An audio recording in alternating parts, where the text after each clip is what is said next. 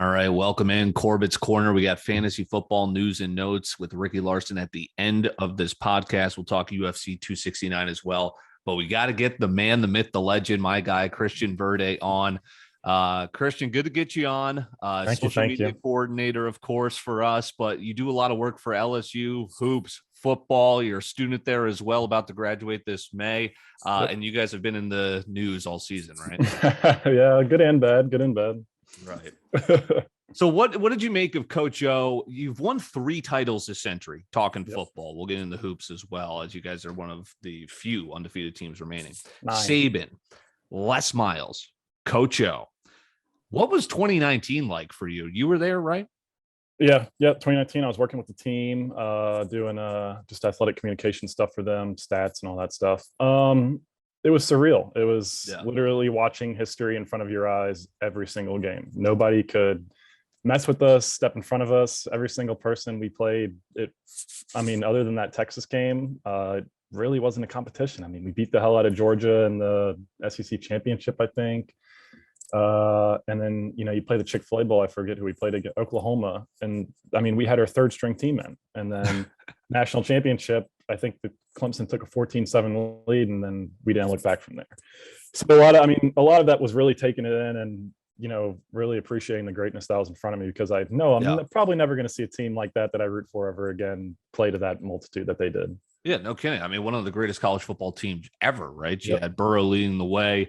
We'll see if his touchdown record will stand, right, as Bailey Zapp's coming for it, but Jamar Chase and company. So my question there is, Coach O, 2 years removed, pandemic hurt, but why the short leash? Like, he was still 51-20. Like, at least Les Miles seemed to get a couple of years extra. Yeah, I mean, the optics don't look great, but I mean, that team was broken, man. You're at LSU, you got 5 stars everywhere. And once your 5 stars start, once they're kind of like, I don't really feel like playing, you lost the team at that point, right? Mm-hmm.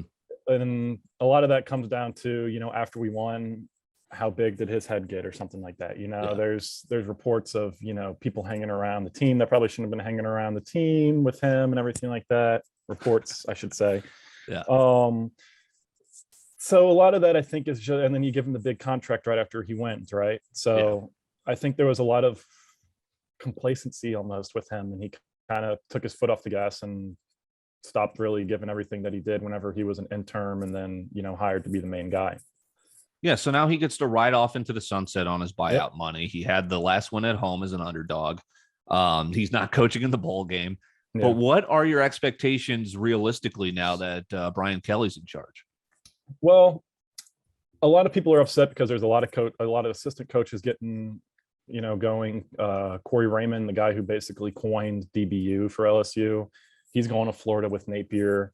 We just lost someone today. I forget who it was. I think it was our Kevin Falk, our running backs coach, who's been there forever, and so is Corey Raymond.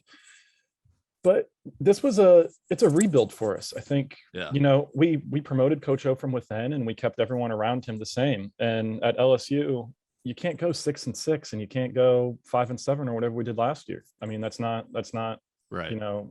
Up to expectations. So I think it's time for a full rebuild. I think, I was talking to my roommate the other day, and he mentioned that point on how, Coach O gets promoted within, everyone stays the same. And we've gone 6-6 the past 2 seasons. Mm-hmm. So you bring in Brian Kelly, who is this he's Brian Kelly. He's had Notre Dame at 10, 11 wins, competed in national championship for the last however long he's been there. And then at Cincinnati, he also succeeded there. So I think I'm ready for, a full reset on LSU football as a whole. And I bought all in. Yeah, no, it's interesting. I don't think, like, my last question there was, did you think he was on your radar? Like, when you knew the coaching search was going on, who did you realistically think was going to be it? I really, really thought it was Lincoln. And I think almost everyone in Louisiana thought it was Lincoln, just because all the smoke and everything that goes around it. But once he went to USC, first, it made sense on his part to go there. Mm-hmm. And then second off, I was like, well, shit, who is it now? Is it this dude from, Luke Fickell from Cincinnati? I'm thinking of these like second-rate coaches who are young but have potential maybe. But I don't think, and LSU doesn't want potential. LSU wants you to come here now, and they want you to win right now. I mean, they just hired Kim Mulkey from Baylor. They just hired Jay Johnson from Arizona for baseball. I mean, those are guys who and girls who have a track record of winning. And so they bring him here and he wants to compete right now. So you do get exactly the established guy in Brian Kelly. What was with the fake accent? Now, look, he said one word weird, which was family. He kind of gave us a family, which did sound very Southern, but I think it's maybe just because I'm from here and I interact with all these people. To me, I didn't think it was anything out of the ordinary until I saw it on social media. Yeah, that was my follow-up is like, going into campus, like you don't have a drawl, right? Like, but you notice it from people on campus, like it's nothing, second nature. Yeah, exactly. I mean, I think, half my roommates that I live with have accents, or at least you can tell they're from Louisiana. I didn't think anything of it. And I was at the basketball game at halftime where he was doing it at. And there I was just like, oh, it seemed pretty good. Yeah. But then, I mean, the next day on social media, it just blew up. And I was like, I kept listening to it. I'm trying to see if I'm like missing something. I caught the family, but it just sounded like he misspoke. I mean, it was smart on his part. He was playing to his audience, right? Yeah, but exactly. It's absolute comedy, though, I think. Just everyone, just the reactions around him. Exactly. Well, let's talk about that hoops team. I liked them last year. Unfortunately, you run into Michigan in the second round, right? Yeah, just a big team. Almost disrespect this year. Just now in the top 25, but Will Wade's got the boys undefeated again. Yep. So just going to rattle you off some statistics here just to let you know what's going on. This is a whole different team. Last year, you got Cam Thomas, you got Javonte Smart, Trent Watford, all dudes who are on NBA teams right now, getting NBA minutes.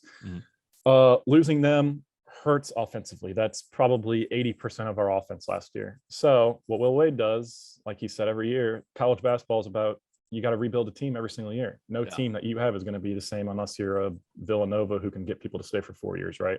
Right.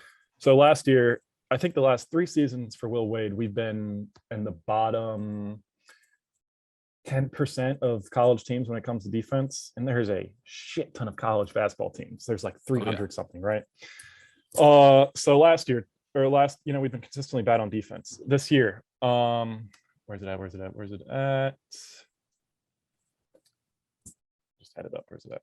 No worries. As you basically, I think part of LSU getting overlooked is because everyone flocks to Kentucky, Auburn, Tennessee, and this is a sneaky team. Yeah, and you also have Will Wade as our head coach, and that goes without being said. Everything that goes on with him, right? Yes, Willie, American Gangster, as John Rothstein refers to him as. So Ken Palm, my good friend Ken Palm, who's the only one who it seems to show us love in this world, has us number 1 defensively for steal percentage, raw defensive efficiency, number 2, adjusted defensive efficiency, number 3, block percentage, number 3, effective field goal percentage, number 5, what we allow on 2-point percentages, number 5, and then turnover percentage, number 8. So defensively, I mean, we've just completely reconstructed this team to be a defensive juggernaut, basically. Yeah.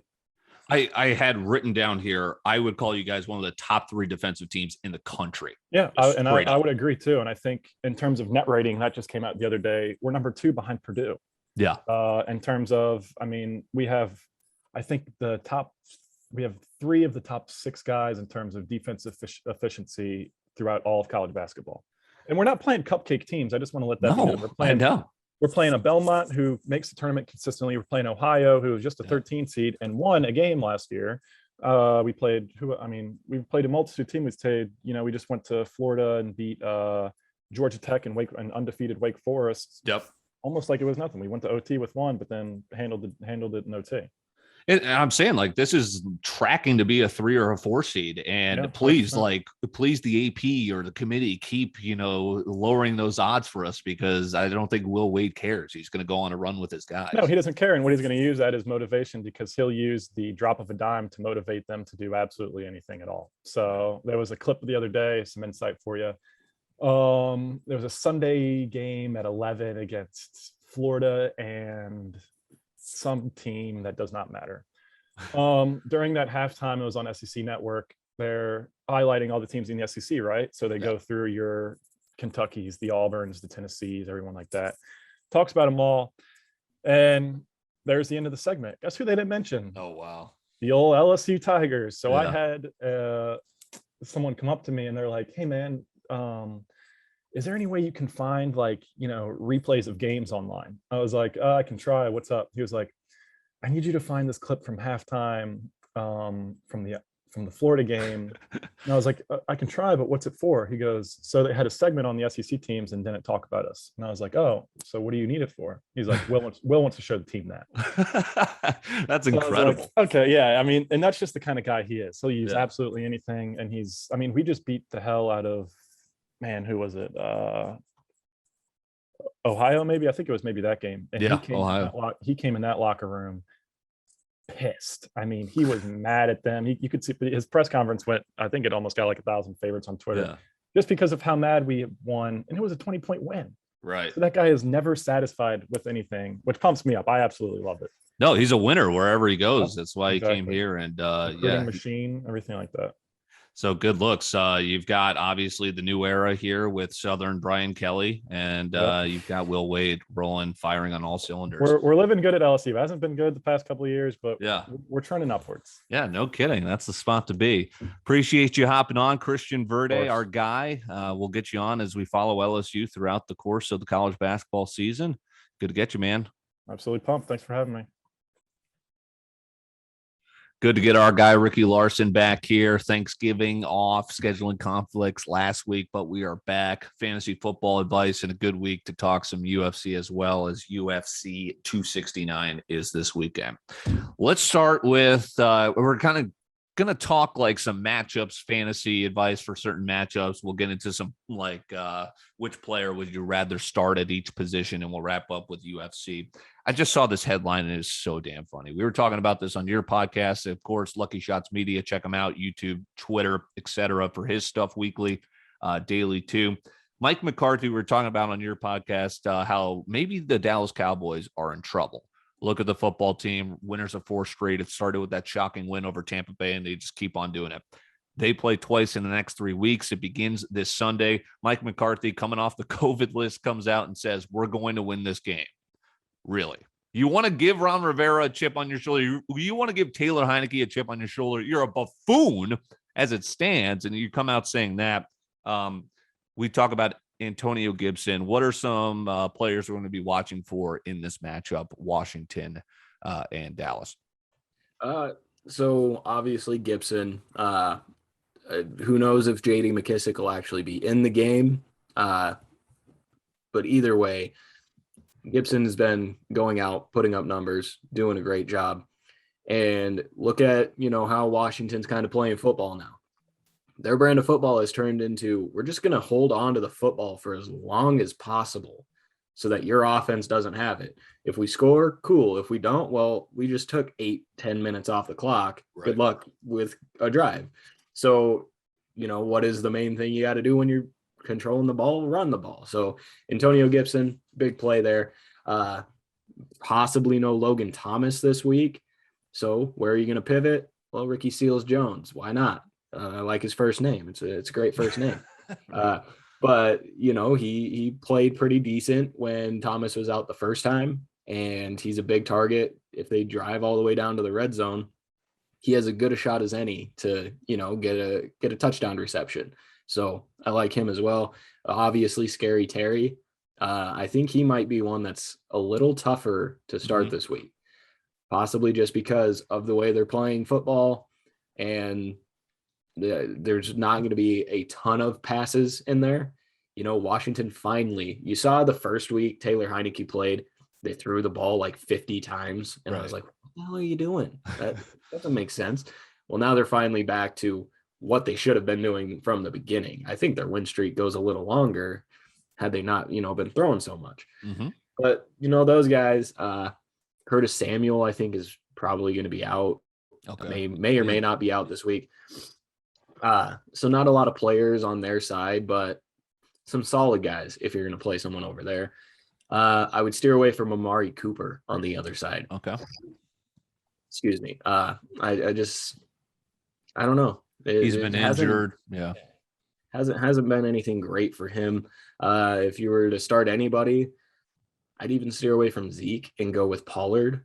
Okay. I had to eat my words once about this because I thought Pollard was starting to be the guy, and then Zeke had great games, but Zeke's banged up, playing through stuff that he should just set out, and then he'd come back a couple weeks later, be fine. Right. So Schultz, I would play Schultz. I'd play Lamb. That's really it. I don't know the status of Gallup and Cedric Wilson. Right. They could be okay flex plays if you're in a deep league, but I'd steer away from the other few guys. Fantasy has been hard to come by and to judge for rookie quarterbacks. Like Mac Jones has shown that he is probably on paper, aside from fantasy, the best rookie quarterback so far. But part of that is landing spot. And then we see on Monday night, he throws 3 passes. It's like what you can't. Hopefully, no one streamed him. I actually thought about it the other day, but so which rookie quarterback do you feel confident most in streaming? And can I throw a name at you in Zach Wilson, who never really impresses me on the field, but looking at fantasy, like he's mobile, he's starting to make a little bit more plays, and he's coming off a 21-point performance. Yeah, top 5 last week, which kind of shocked me a little bit. Not a lot of great quarterback play, so it was an easy week to get into the top 5, but he was there nonetheless. You see that the rapport with Elijah Moore really started to come on. Jamison Crowder, the oldest young man in the history of the NFL.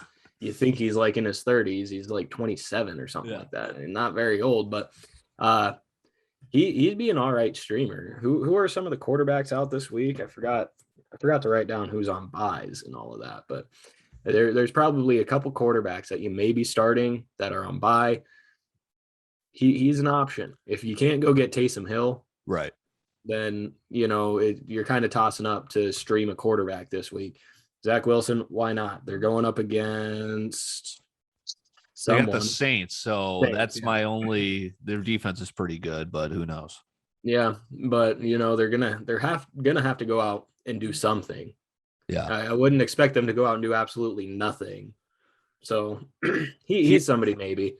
Here's the streaming options we have right now, and probably my most paid attention to league.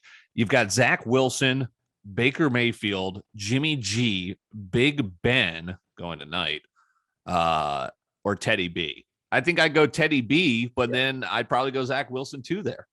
Yeah. If those were the options, as much as it pains me to say as a Broncos fan and how badly we need a good quarterback, I'd go Teddy B there. It's the Lions. It's Detroit, exactly. So coming off their win, now they're going to the Mile High Stadium.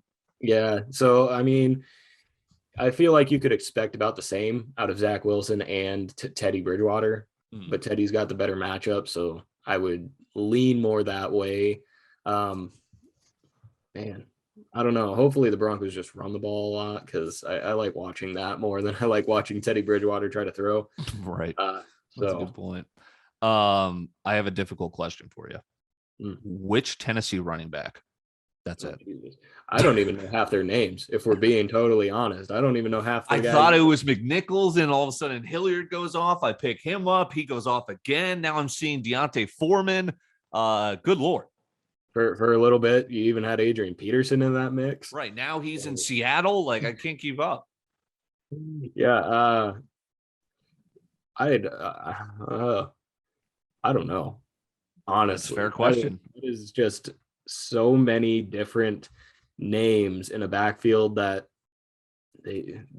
without Derrick Henry, they're completely lost. So who the hell do you play? Let's take a look. I mean, Deontay Foreman, I guess. Yeah.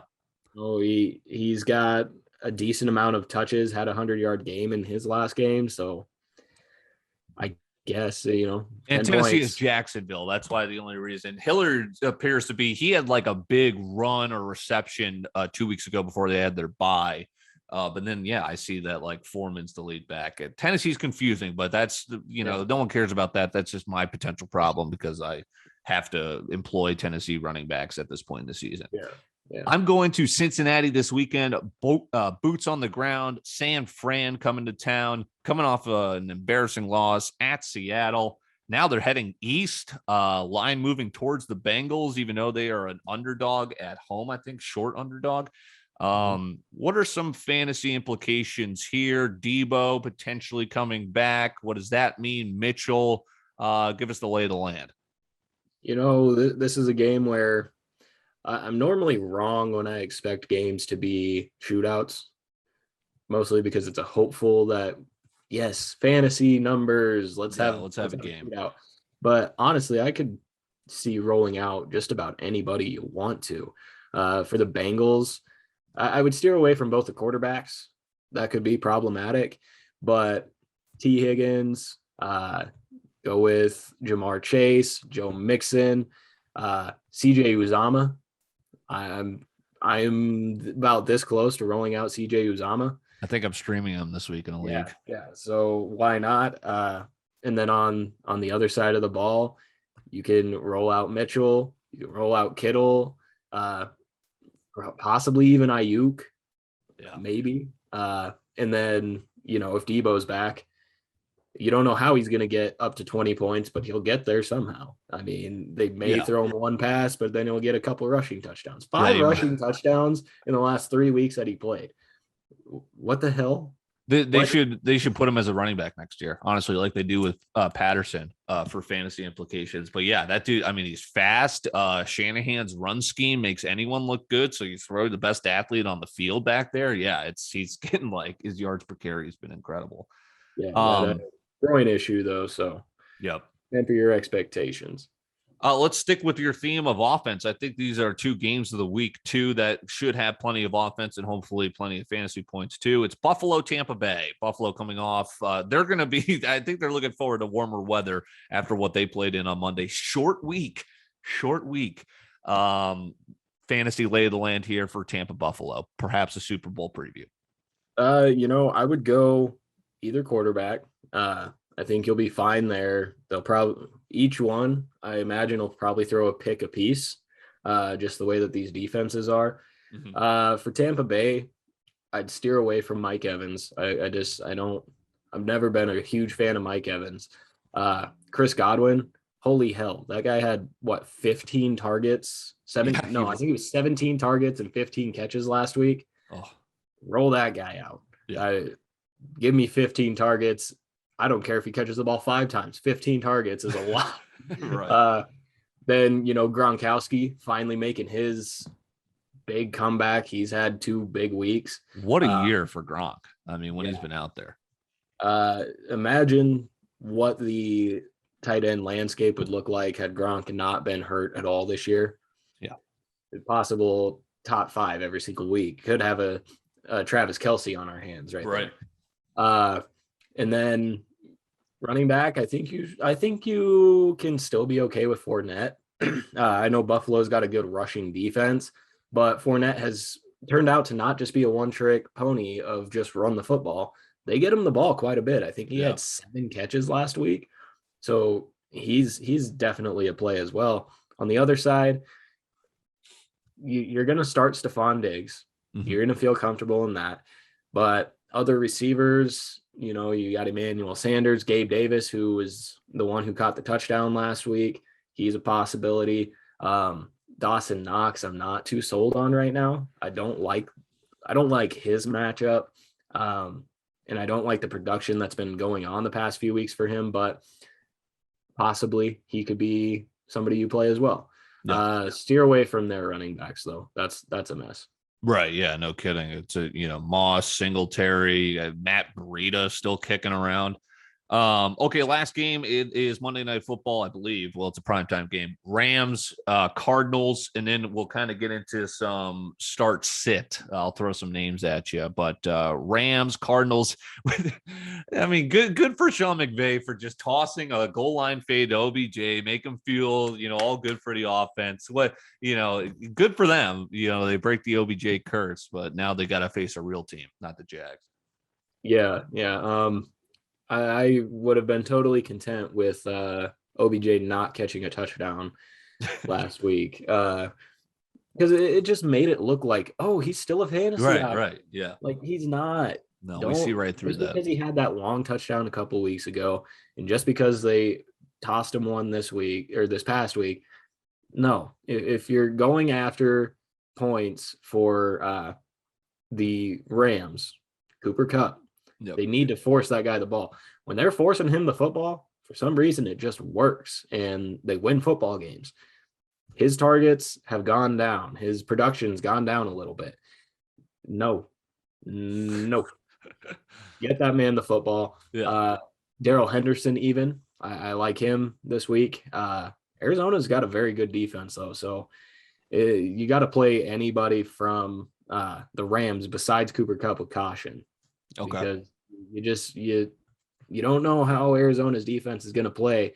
I just think Cooper Kupp's going to get a lot of opportunities. Yeah. Everywhere else, Tyler Higbee, maybe, if you don't have, a great tight end and you're looking for someone, he's a touchdown option, but He's I think reliable. that's what you're gonna have to depend on that. Other side, Arizona. I mean, they're interesting situation. I talked about it on my fantasy show a couple days ago that there's a possibility Chase Edmonds may play this week. Oh, wow. Coming off IR. Okay. I doubt it, but there's that possibility. So if you've got,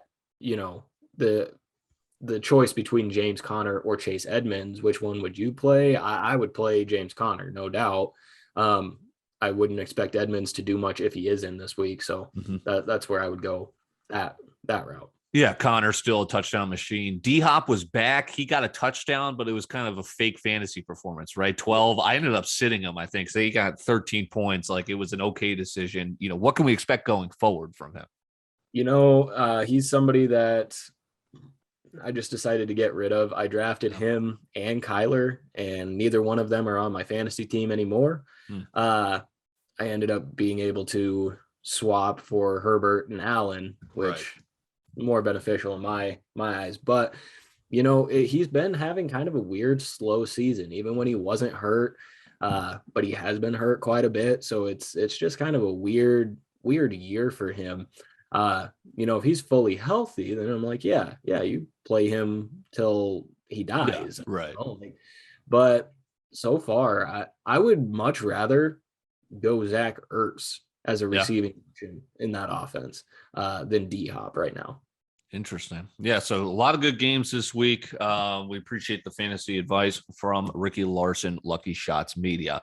All right, rapid fire here before we get to UFC. Who are you taking at quarterback here, Taysom Hill or Dak? Taysom Hill.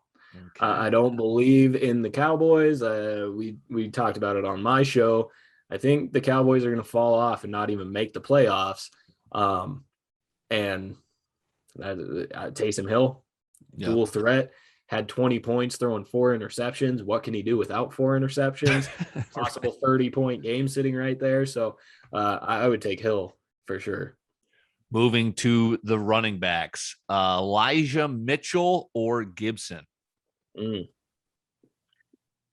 Just for the fact that I think Washington's going to be ball control, I'll go with Gibson there. Mitchell's not been a bad play, really at any point this season that he's been starting and healthy.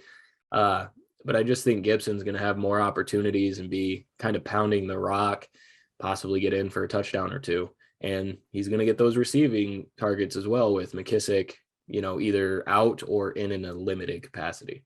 Yeah, both guys set to have a pretty solid game, but yeah, I would give the edge as well there. Wide receiver, it's the battle of the Moors. You taking Elijah or DJ? I don't believe in Cam Newton. Yeah.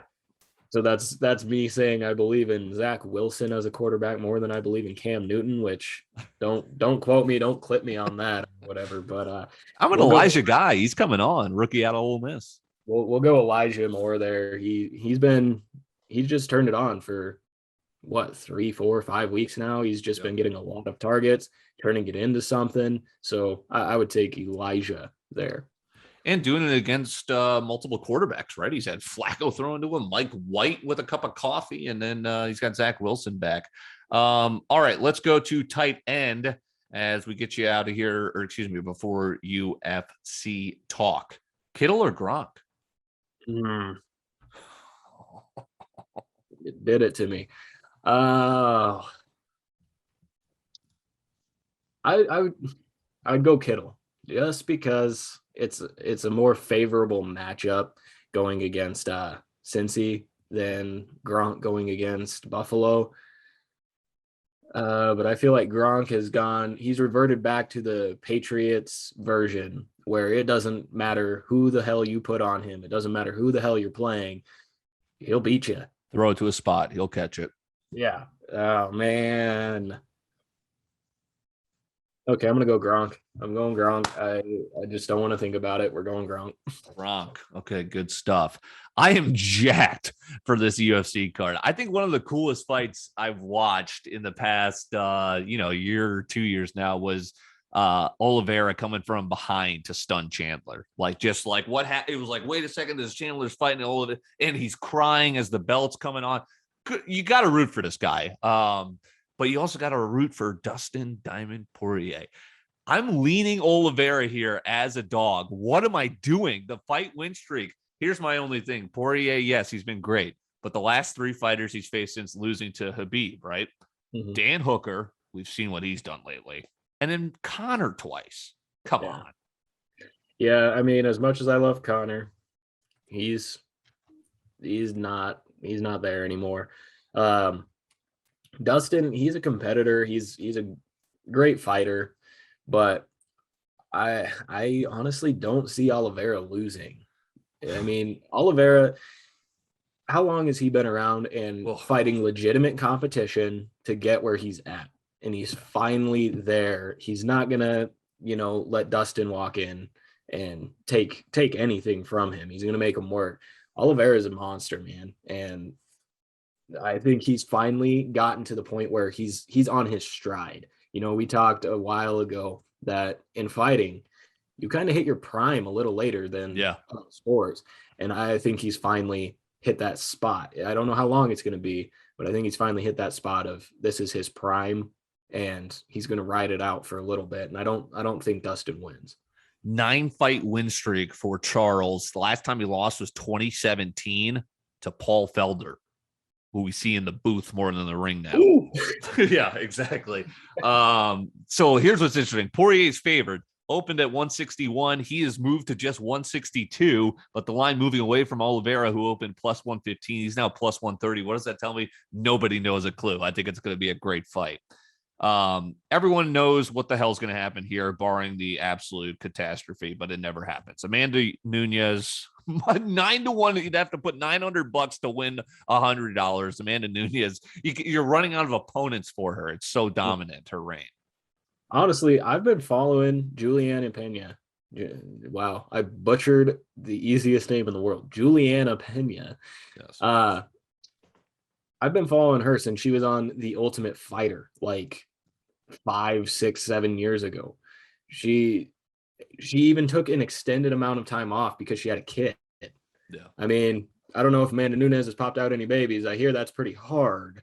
So I think maybe Pena's got a little bit more pain resistant. Yeah, exactly. But she's a fighter I've loved watching. And before she, took the sabbatical or whatever to have a kid, she was a hell of a fighter and real hard to beat for anybody underneath Nunes. Yeah. I still think Nunes wins, but I think it's not going to be the complete domination that we see against everybody else. I think Pena can go in and actually put up some sort of fight. And she's been working for a while too to get here. So, and she has 3 submission finishes, or excuse me, I'm sorry. She has 2, or she has 1. She's lost by submission twice, but that's the way you're going to beat Nunes, right? It's just going to you're not going to overpower her. You're going to shock her with getting her to tap. Yeah. But yeah, so Nunes has been absolutely crazy. Fun fact too, Pena, the last time she fought was on the undercard of Poirier McGregor. So she's under the card as well for Poirier here. Cody Garbrandt coming back. Sugar Sean O'Malley, that's just wrapping up. We were supposed to get the main card. We were supposed to get Masvidal Edwards. Masvidal pulled out. Garbrandt and Sugar Sean both favored in their fights. Do you think they get it done? Garbrandt? Oh, man. You know how hard it is to just watch what I saw when he had that feud with Dominic Cruz. Mm-hmm. That was one of the funner rivalries to watch. But do you know who Kai Kara France is? I do not. I'm trying to kind of friend. Okay. I've only watched, a few of his fights, but the fights that I have watched, he's very impressive. And honestly, I think Garbrandt is either past that prime. I think maybe he peaked early, or he still has yet to hit it. Because we haven't seen a lot out of Cody Garbrandt as of late. So I think Kai Kara-Francie's been more active. He's got, less of the ring rust, I guess you could say, than Cody Garbrandt. I think he's the one that goes out and takes this win. I like that. That might be the play, because sharps are moving the money towards him. He opened plus 125. He's down to plus 120. His only 2 losses in the UFC. It's a pretty good competition. Royval and Moreno. The only thing I remember of Garbrandt, again, I came into the UFC, with nothing until like 2020 on. And the only thing I saw was Garbrandt with that insane knockout he had in front of no crowd, where he ended the round at the buzzer, knocked this dude out cold. Other than that, he lost to Rob Font, pretty much got dominated. He's lost to Munoz before that in 2019. As you said, the rust. He's only fought twice since the pandemic. This will be his 3rd fight. Yeah. That was, I kind of did forget about that walk-off.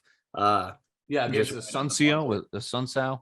Yeah. Rafael Sunsao, yep. And which that's a guy that, if you want to talk about people past their time, right? That's a fluke win. It's nice. Woodley, right. Like it's kind of that type of thing. I mean, it was a hell of a shot. I mean, nice for the highlight reel, but yeah, it's the same thing when Derek Lewis did that and he took out Blades. I was like, that's a fluke. Blades was destroying him, but he got he doesn't get the win at the end of it. And then let's hop down to probably my favorite fighter currently active right now, Sean O'Malley. Yeah. Fuck yes, I love this kid. From Montana, which is even cooler. How many people do you see from, Wyoming, Montana, South Dakota, even, how many people do you see from those areas that are making it big in the fight game? Sean O'Malley's the only one that comes to mind. I mean, you can go way back, and there was a guy from South Dakota, Nate Marquardt. Okay. Yeah. I think he actually grew up in Wyoming and then was in South Dakota. So that kind of thing. But you got to go way back to have somebody from this area. And O'Malley, he's just fun to watch. He's a shit talker. I saw a tweet yesterday. I wanted to throw this out. Sean O'Malley says about Peter Yan, I don't see who's going to beat Peter Yan other than me. I think he's got more high-level experience, but I'm just a different animal. Oh. And Yan immediately responds, yeah, we know what kind of animal with the poodle emoji. Hey, dude, I love it. Getting something started. That would be a hell of a fight. Sugar Sean's only lost once. It was via an elbow to a pretty good fighter in Chicho Vera, right? Marlon Vera. All this dude does is knock out people. Remember that freaking fight before Poirier McGregor 3, Sugar Sean O'Malley against Chris Motino, that dude that just ate 250 punches to the face? That was one of the most craziest fights I've ever seen in my life. Motino should have not gotten a loss for that. Like, give Sugar Sean his win. That dude did not deserve to lose. Like, I don't get that. Was a performance, a fight I'll never see again. Right. Yeah, and that's a guy I hope we see at some point again. Hopefully he kind of refines his skills a bit and doesn't have to endure 250 punches in the face, but he's a tough guy that I'd like to see at some point again. But Sean, he's very technical. Like, you look at him and you're like, oh, some tatted up weirdo that's like this big around, whoop-de-doo, but he's so good. He's technical. Yeah. I'm not sure who this guy is he's fighting. I've never watched him fight before, but must be somebody decent if he's up on the main card. Only has 3 losses. So it could be a tough fight, but I think Sean, he is a different animal. May not be a poodle, may not be a lion, but who knows? He could be like a bearded dragon. Right. No, cool guy. He's done the podcast circuit. I do root for him, and he's usually an overwhelming favorite. So he's 3-1 right now. Yeah, Paiva. He beat Kyler Phillips, and Kind of a split decision fight. Yeah, I think this should be Sugar Sean. Yeah, we'll get you out of here with this. It's a jacked card. I think there's going to be some good fights in the preliminary card as well. Dom Cruz is a name. Dan Ige is a name. Sakai versus Tai Tuivasa is interesting to me. Just any thoughts there if that piqued your interest, and then we'll get you out of here in Corbett's Corner. I love Dan Ige. I love Dominic Cruz, but Tai Tuivasa. Talk about just like a guy that you see walk out and you're like, how the hell is that guy a fighter? He looks like he was poured into his shorts. Hell of a fighter, and I love watching him. He's got a lot of personality. Whoever he's going against looks like a decent opponent. So that's the one I'm looking forward to. I think Tuivasa knocks him out. That's my bold prediction on that. Because he's just a lot of fun to watch, and he's an Aussie. You love watching Aussies fight. So that'd probably be the one I'm most excited about for this undercard. I was on him in the knockout over that punk Greg Hardy, that terrible fighter Greg Hardy. That was Poirier McGregor 3. That was an electric fight. He just owned him within 67 seconds. I do like this guy, Augusto Sakai. I've actually, during the pandemic, he fought on some of these undercards, and, there's nothing else to watch. So I was like, shit. And he piqued my interest. I'm trying to see his recent stuff here. But yeah, showing that he has lost 2 in a row. So yeah, he won 5 straight and then has dropped his last 2, but he fought Overeem and then Rosenstruck. So he's starting to face that tougher competition. But yeah, I think that'll be a hell of a fight there at heavyweight. Good to get you back, man. Appreciate the time. Ricky Larson, Lucky Shots Media here on Corbett's Corner. Let's enjoy some NFL action this Sunday, Thursday tonight as well, as we'll get this out. And then 269 UFC on Saturday. Appreciate it, my man. Thank you.